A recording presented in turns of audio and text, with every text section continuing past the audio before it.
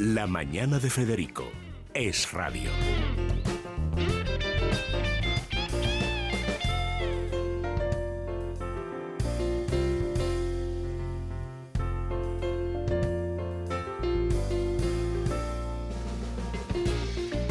Bueno, Javier Ortega es el secretario general de Vox y tiene por delante, bueno, dos cosas. Este domingo una cosa festiva, casi agradable, que es ir a la manifestación de Colón, donde por primera vez, antes lo decía Rivera, las cosas que está consiguiendo Felonetti.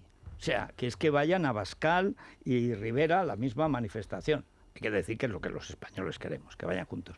Pero el martes, como acusación particular, Vox, representado por Javier Ortega, tiene un papel importantísimo en un juicio que, por lo que ha hecho últimamente el gobierno, que es dar una especie de jaque mate moral al Tribunal Supremo, negando legitimidad a la propia existencia de la democracia española, la monarquía, la división de poderes, etcétera, pues se encuentra en una situación de enorme violencia. Es decir, digamos que está rodeado por los que deberían defenderlo.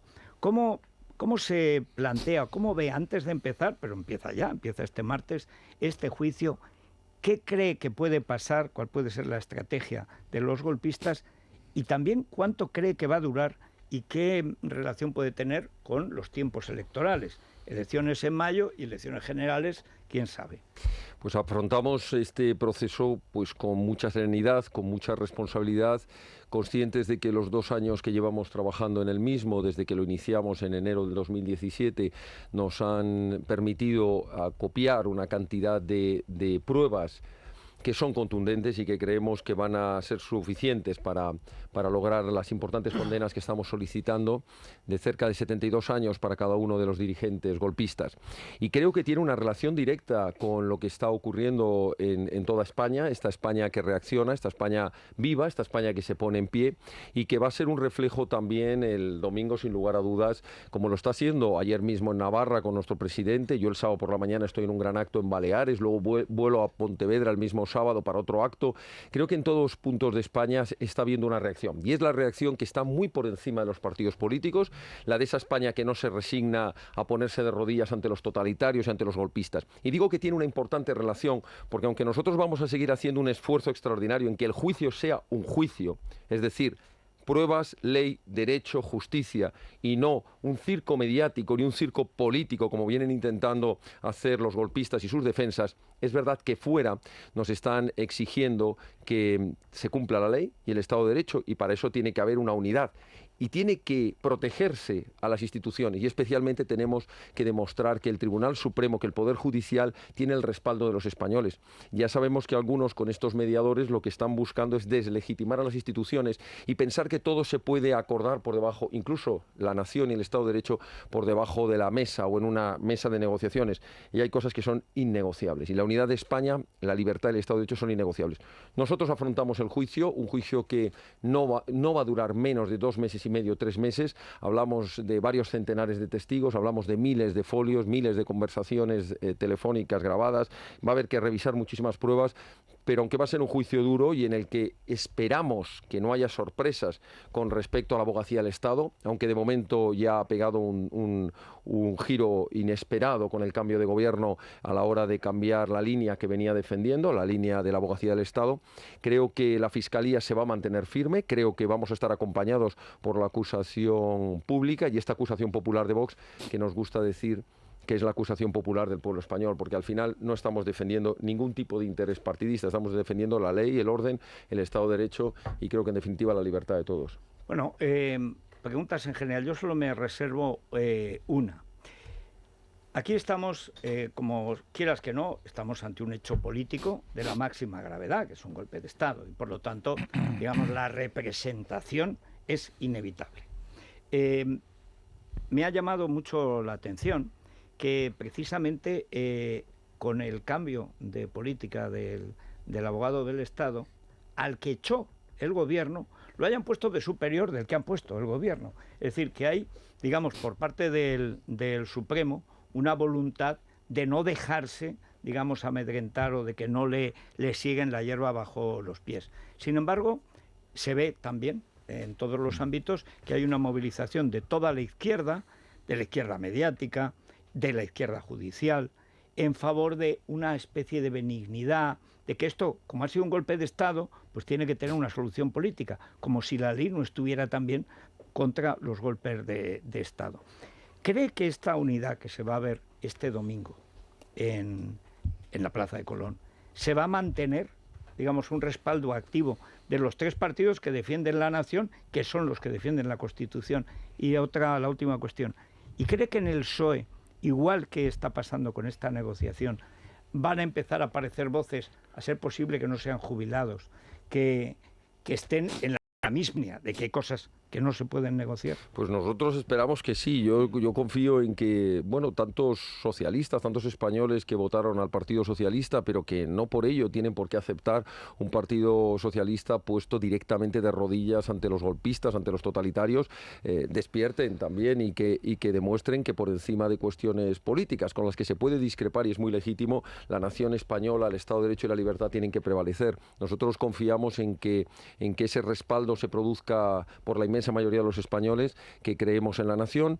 Nosotros vamos a defender el papel de la justicia, del Estado de Derecho, vamos a defender la independencia del Poder Judicial, la independencia de la Fiscalía, y vamos a defender la aplicación rigurosa de la ley. Es verdad que cuando nosotros comenzamos con este proceso, y a mí me alegra ver que ahora muchos se suman y que dicen que esto es un golpe de Estado, el mencionar siquiera la palabra golpe de Estado nos hacía ser merecedores de todas las críticas. Decíamos que estábamos echando gasolina en el fuego. Llegamos a, cuando nosotros decíamos que había que aplicar un artículo 155 contundente, se nos decía por algunos líderes políticos que eso era matar moscas con cañonazos, se nos decía que había que apartarnos porque éramos extremistas. Nosotros decíamos no hay nada más extremista que atacar la nación española, incluso como es en este caso, que es más grave todavía, desde las propias instituciones.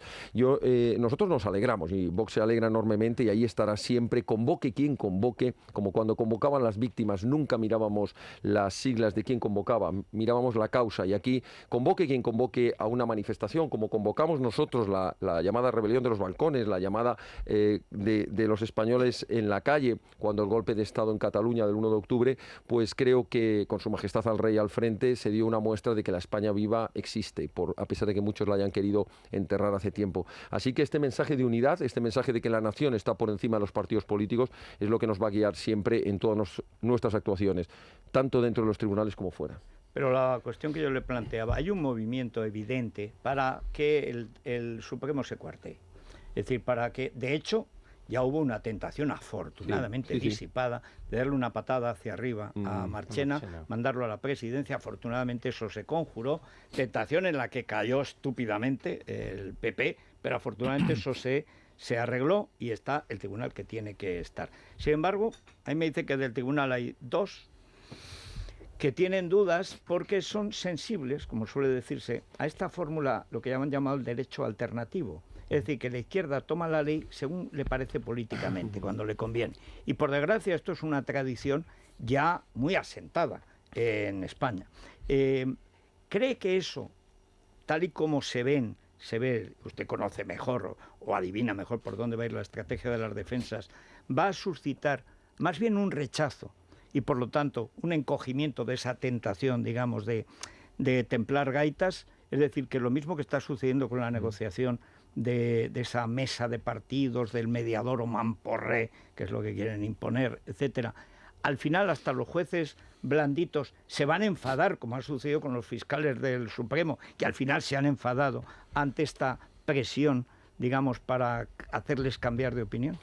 Nosotros hemos visto tres líneas de presión. La primera, la presión que sufrimos en los medios de comunicación, por una parte de los medios de comunicación, la presión directa contra los letrados que estábamos en esta causa, incluso algunos alentando directamente a las cloacas del Estado. En esta misma mesa ya lo comentamos, cuando Cuevillas decía que el Estado debía desactivar a la acusación popular de Vox por todos los mecanismos que tuviera a su alcance. Después la presión se dirigió contra la Fiscalía mantuvo el pulso, hubo un momento que se lo torció, recordemos cuando se pidió por la propia Fiscalía la libertad de Forn y tuvo que cumplir con el mandato, pero dejando bien claro el fiscal de Sala que lo hacía por obligado cumplimiento jerárquico del Estatuto de la Fiscalía, y nos quedamos solos en la petición de prisión y por suerte la Sala de Apelaciones la mantuvo. Después se dirigió la presión contra la Abogacía del Estado y el problema es que, claro, la abogacía dirigió y dijo quién podía seguir y quién no en el juicio, quitaron a todos los letrados que estaban llevando a cabo una labor extraordinaria para cambiar y torcer en el último momento, en el de la presentación del escrito de acusación, y cambiar radicalmente la línea y decir que ya no había rebelión, que nos encontrábamos ante un delito de sedición, y la presión se va a producir ahora sin ningún lugar a dudas. Bueno, se intentó, por supuesto, contra el magistrado. A nosotros nos preocupó muchísimo el hecho de que el magistrado presidente de la Sala, Marchena, pudiera haber aceptado esa subida siendo presidente del Tribunal Supremo y por tanto del Consejo General del Poder Judicial, y desnaturalizando la sala que le hubiera correspondido por sí, que la sala de lo penal y sala de enjuiciamiento de esta importante causa. Bueno, y antes de Arena. Y Arena, por supuesto, no solo la presión personal contra él y la persecución directa contra él y su familia, que no hay que olvidarlo, sino también la presión contra el propio magistrado instructor.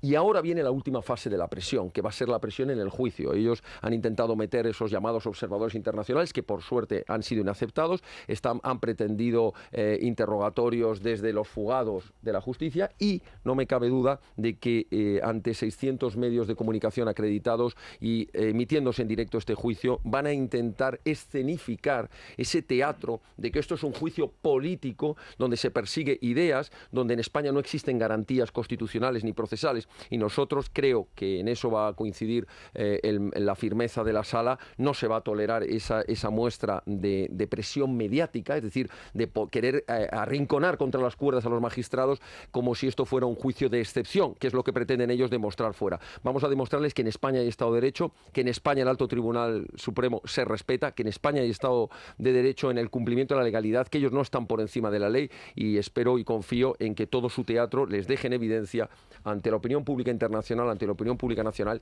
y espero que especialmente el día que se dicte la sentencia quede claro que ha habido un terrorífico golpe de Estado. Y una cosa muy importante, cuando algunos se empeñan en intentar ocultar que hubo violencia o no, que la hubo y de manera reiterada, intentan que desviemos la atención de lo verdaderamente importante, y esta acusación popular va a dedicarse desde el día 1 del juicio hasta los 3 meses que pueda durar ese juicio en repetirlo. Nos encontramos ante un delito de rebelión, que es el delito que en el Código Penal, el más grave de los delitos contra la Constitución, porque los delitos que tengan que ver relacionados con la posible violencia entran dentro de los capítulos contra el orden público, que también lo hubo. Pero aquí lo más grave es que es el delito principal contra la Constitución, contra el ordenamiento constitucional. Declaración de independencia en una parte del territorio. Y esta es la parte donde vamos a centrar toda nuestra línea acusatoria. Aquí ha habido un delito cuyo objetivo principal era romper el ordenamiento constitucional, vulnerando las sentencias de los tribunales, desobedeciendo, por supuesto malversando fondos, por supuesto dentro de una organización criminal perfectamente organizada, pero que el fin último, al romper esa Constitución, era romper la nación española. Por tanto, creo que va a quedar en evidencia que hay hechos más que consumados, y que ese delito, que no es un delito de resultado, como algunos creen, es decir, oiga, es que no se llegó a declarar finalmente, bueno, se declaró, pero no consiguieron su objetivo, es un delito de actividad, es la actividad tendente a la destrucción del Estado de Derecho, de la nación y la Constitución. Bueno, preguntas, una pregunta cada uno, sí. Y luego hay muchas preguntas que están mandando los oyentes. Javier, has hablado antes de que el juicio puede durar aproximadamente entre 2 meses y medio y 3, la sentencia no sé cuándo podría ser, lo lógico es que recurran a Estrasburgo. Te lo pregunto todo en el contexto de que yo creo que en la cabeza de Pedro Sánchez, yo no tengo ninguna duda que la palabra indulto está ahí. En un primer plano, ¿no? Creo que se la ha tatuado. Bueno, y entonces mi pregunta es, lo que antes Federico al comienzo de la entrevista te preguntabas, a los tiempos políticos y los tiempos judiciales. Pero claro, yo creo que a día de hoy, si se le ocurre plantear indultos, o sea, va a ser bestial para él. Pero sí que me gustaría, para aclarar a los oyentes cómo son los tiempos para acabar en un posible petición de indulto y aprobación por el Consejo de Ministros? Pues tenemos un desarrollo de las vistas del juicio que por la estimación que hemos hecho del número de testigos y pruebas a revisar tardará 2 meses y medio, 3, hablamos mes, febrero, marzo, abril, principios de mayo. ¿Podía haber sentencia? Hombre, no creo que sea una sentencia de esas que se puedan dictar en 15 días, por tanto, y probablemente no quieran hacerlo, no sé, ya me meto eso... antes de las elecciones, ¿no? Del 27 de mayo, entonces nos iríamos a posterior las elecciones, no sé si es junio, es julio, es agosto, ya nos vamos más adelante. ¿Qué tiempo vendría después? Pues como esto es en única instancia, porque es la máxima instancia judicial, no les queda más que irse al Tribunal Constitucional, como ya han ido, por cierto, hay 24 recursos de apelación a los que nos hemos opuesto. De momento no están consiguiendo su objetivo era intentar paralizar las resoluciones del Tribunal Supremo, no lo han conseguido, tendrán que resolverse esos recursos de apelación ante el Tribunal, de amparo ante el Tribunal Constitucional y, por supuesto, seguro van a plantear irse a Estrasburgo, pero eso no quita que la sentencia se va a dictar y la sentencia se va a cumplir. Esto es así. ¿Qué mes hablamos? Pues a lo mejor hablamos, pues sí, de junio, julio, agosto, septiembre. En fin, quiero decir que los pasos posteriores son esos, no cabe duda, porque lo vienen anunciando. Ellos ya hace mucho tiempo, en plena instrucción, que dejaron ver que le importaba bien poco la jurisdicción española, que esto no era más que un paso para irse a Estrasburgo. Tribunal que, por cierto, no tenemos ningún reparo en decirlo, es un tribunal politizado al máximo, es un tribunal que ya ha demostrado la poca independencia que tiene y el poco rigor a la hora de dictar normas, y aparte a dictar normas que normalmente son contrarias al interés de España. Es decir, lo vimos en temas de terrorismo, lo vimos con la doctrina Parot, etcétera. Así que ellos quieren ir ahí, a ese tribunal, a ver si les da la razón en lo que el tribunal... Por eso ha sido tan cuidadoso el Tribunal Supremo, tanto en la instrucción como la sala de apelaciones, como estoy seguro que lo va a ser la sala de enjuiciamiento, tan riguroso en no permitirles ninguna posibilidad de que puedan apelar indefensión, que puedan apelar parcialidad. Incluso algún magistrado que fue tachado prefirió apartarse antes de tiempo. Es decir, estas cuestiones realmente creo que se han cuidado mucho para que no tengan el más mínimo posibilidad de agarrarse a una vulneración de derechos fundamentales, como plantean Paco ellos. Rosell, Pepe Sí. García Domínguez. Yo no quiero soltar tanto hilo a la cometa y quiero situarme en el martes. Es verdad que el gobierno no es que sea un imaginario, sea una deducción por nuestra parte, busca una salida política, sino se pone en manifiesto, lo ha dicho la propia vicepresidenta del gobierno. El gobierno, a través de distintos portavoces, ya está prometiendo un indulto por adelantado. El presidente del gobierno, cuando era candidato, hablaba de rebelión, ahora como presidente dice que ya no ve el delito de rebelión. El escrito de la abogacía del Estado, cuando tuvo que hacer la acusación, rectificó cuál ha sido su actuación, por tanto sabemos dónde está el gobierno, en lo que está y los pactos en los que anda. Es verdad que se va a intentar decir que esto es un juicio político, y yo no sé si es consciente que Vox va a ser utilizado en ese sentido.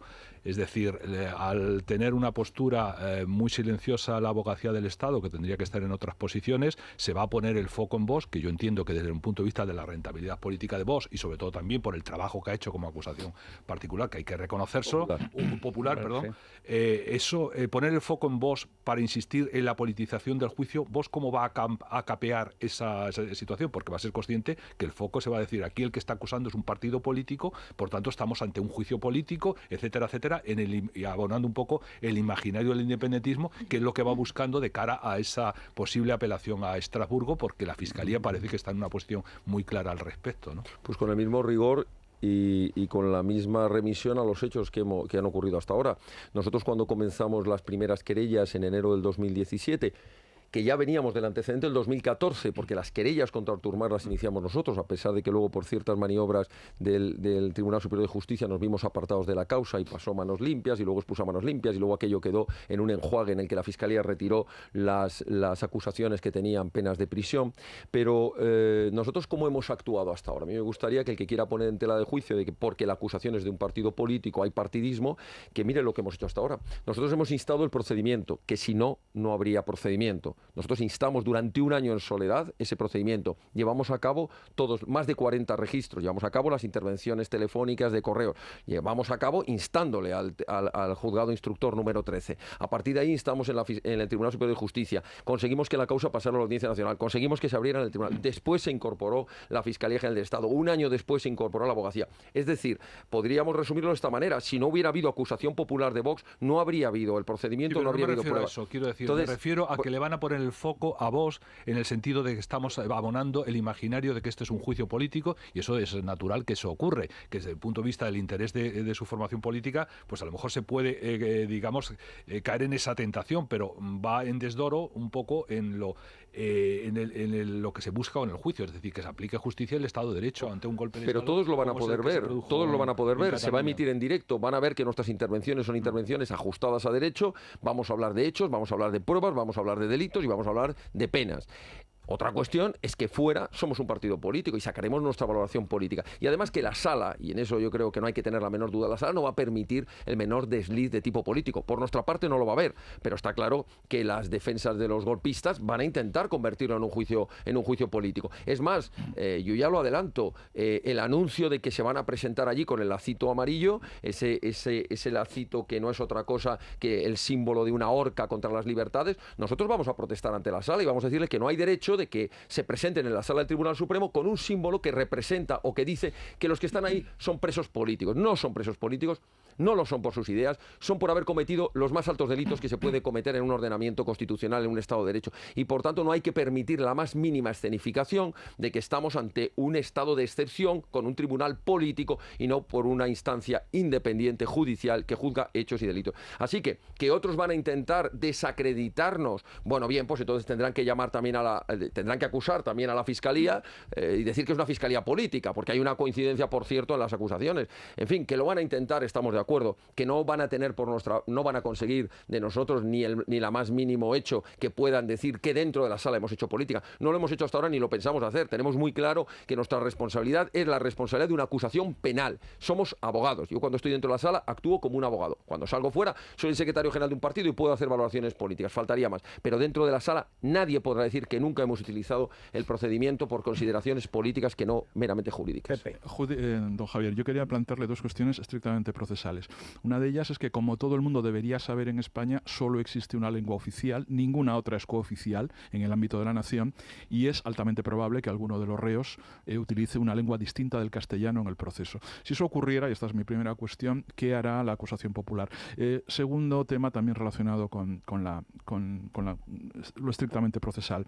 ¿Cómo cree usted que puede influir, si es que puede influir, en el ánimo de la sala el hecho de que la abogacía del Estado, a instancias o por órdenes directas del Gobierno de la Nación, haya renunciado a acusar de rebelión a los rebeldes y esté apelando a otra figura jurídica mucho más leve, que es la de sedición? Bueno, dos cosas. La primera, en cuanto al derecho que tienen los reos de poder dirigirse al tribunal en la lengua que creen conveniente y que por tanto pueda ser la lengua materna, eso no se les puede negar, y entonces tendrán que poner, para los que no hablemos catalán, nos tendrán que poner una traducción simultánea. Otra cosa muy distinta es que los letrados deban dirigirse a la sala, o debamos dirigirnos en el español, y más siendo el Tribunal Supremo. Y en segundo lugar, en cuanto a que sea un delito, la abogacía del Estado es libre, por supuesto, independiente y puede hacer lo que quiera. Ya se ha demostrado la incoherencia en cuanto al mantenimiento de una determinada línea de acusación, y en el último momento, cuando tienes que plasmarla, después de un año manteniendo sesiones, presentando escritos, recursos ante el magistrado instructor, ante la Sala Especial de Apelaciones, llega el momento en que tienes que plantarlo en el escrito provisional de acusaciones, y en ese momento resulta que pegas un giro de 180 grados. Pero que nos entiendan todos, no es un problema el hablar de rebelión o de sedición, no es un problema de que sea mayor o menor pena, que sea más grave o menos grave. Es que no tiene nada que ver. Es que en el delito de rebelión estamos hablando de que el fin jurídico protegido es la nación, la unidad de la nación, y lo que se persigue es la independencia, además de con violencia, además de con malversación, etc. Otra serie de cuestiones. En lo otro, lo que estamos hablando es en la sedición, lo que estamos hablando es una situación de rebeldía ante el cumplimiento de la ley, que no lleva en muchas ocasiones necesariamente la secesión como tal. Es que son cosas muy diferentes. En una lo que está en juego es la unidad de España, el ordenamiento; en el otro lo que hay es una rebeldía en el cumplimiento de la legalidad. Son muy distintos, y ese es un cambio que no es solo en la gravedad, como si estuviéramos rebajando la pena a pedir. Hombre, usted pedía 25 años y ahora pide 20. Sí, pero el delito es el mismo, pero rebajo la pena. No, aquí es que cambian radicalmente el bien jurídico protegido, el delito que se ha cometido. La abogacía, puede hacer lo que quiera, y otra cosa es que quede en bastante evidencia, ¿no?, el por qué ha habido este cambio, porque además ha habido este cambio, y yo lo voy a explicar claramente, en el minuto que se le pretende hacer firmar al letrado jefe de lo penal de toda España, de la abogacía del Estado, Edmundo Valls, que tiene que firmar el escrito de acusación y dice: yo no firmo ese escrito de acusación porque eso no es verdad. En el momento en que tiene que firmarlo es cuando se pega un giro de 180 grados por órdenes de la ministra de Justicia y se pone a una letrada, se quita todo el equipo, porque no solamente fue Edmundo Val, se quita a todo el equipo jurídico que lo estaba llevando y se pone pues a una letrada a cumplir las órdenes políticas. Eso sí que son órdenes políticas, porque todos los informes de la abogacía dejaban muy claro ante qué nos encontrábamos.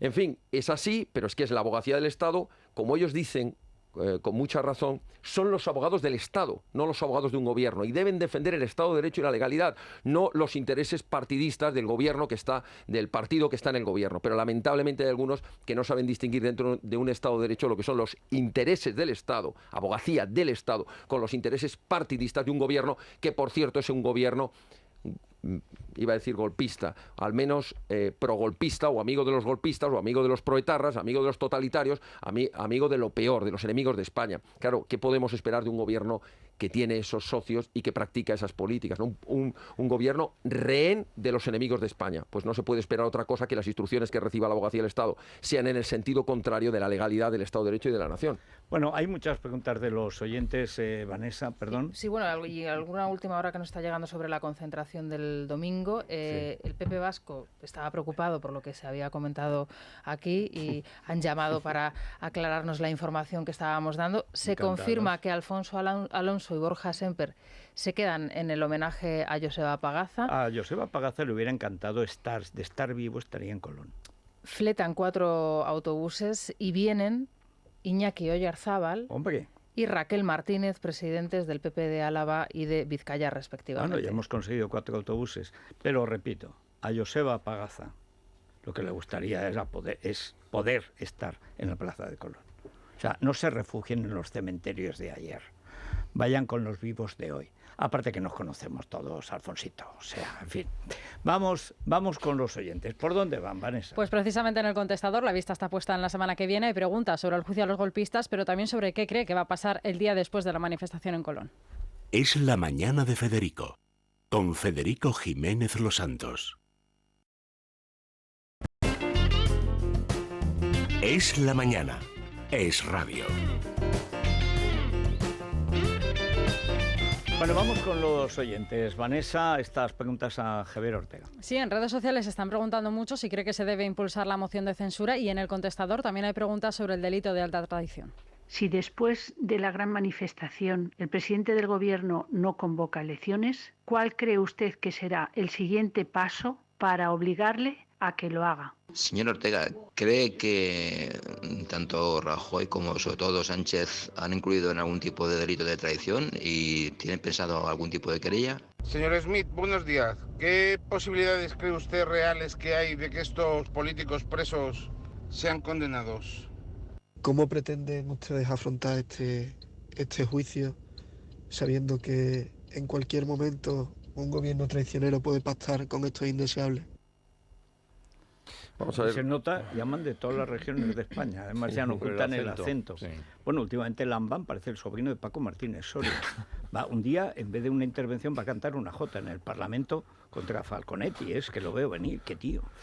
En cuanto a la moción de censura, yo creo que deberían presentarla quienes están ahora en el Parlamento con independencia de cuál vaya a ser su resultado. Es una cuestión de ejemplaridad, es una cuestión de decir que todos los partidos que no aceptan este golpe de Estado a España y esta traición y esta connivencia con los golpistas, escenifican ante el Parlamento. Repito, aunque sea, como algunos dicen, al coste de perderla, nadie pierde una moción de censura en la que se le está diciendo a un gobierno: tiene usted que salir de la Moncloa. Por tanto, yo creo que debería presentarse. Por lo pronto, si nosotros estuviéramos, como vamos a estar en mayo, con un grupo parlamentario, instaríamos esa moción de censura y pediríamos al resto de los partidos que se sumasen. No es una cuestión de partidos, es una cuestión que está en juego la nación de España. En cuanto al delito de alta traición, pues nosotros vamos a promover evidentemente una reforma penal que incluya este delito de alta traición, que ahora solo está previsto en cuestiones de situaciones de guerra en el Código Penal Militar. Creo, por ejemplo, el delito que derogó Rodríguez Zapatero de referéndum y que no se atrevió con mayoría absoluta. El delito de que quien convoca un referéndum ilegal es un delito penal y no es una cuestión meramente administrativa. Aznar por Ibarretxe. Claro, sí, sí, es que es verdad, es que hay cosas que están muy bien y que lo que no entiendo, como está muy bien, defendíamos el otro día el Plan Ideológico Nacional, ¿por qué se permitió que ese Plan Ideológico Nacional no siguiera adelante? El tema de la condena, yo estoy convencido que va a haber penas de condena.